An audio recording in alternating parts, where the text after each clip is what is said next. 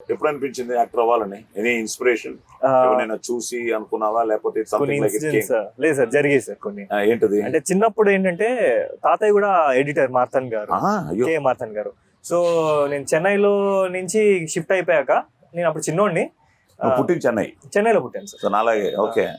అంటే 2 years ఉన్నాం అక్కడ, ఇండస్ట్రీ అక్కడే కదా అప్పుడు, టీ నగర్ లో. సో తర్వాత నేను హాలిడేస్ లో అంతా ఇక్కడ హైదరాబాద్ వచ్చేవాడిని. వచ్చినప్పుడు పెద్దమామతో కానీ చిన్నమామతో కానీ లేకపోతే తాతతో కానీ షూటింగ్స్కి వెళ్ళేవాడిని, సురేష్ ప్రొడక్షన్స్ అని. సో ఫస్ట్ నేను నాకు ఊహ తెలిసి బాగా అబ్జర్వ్ చేసిన సినిమా తమ్ముడు. ఓహో. కళ్యాణ్ గారు అంటే నాకు అక్కడ స్టార్ట్ అయింది అనమాట ఇంట్రెస్ట్.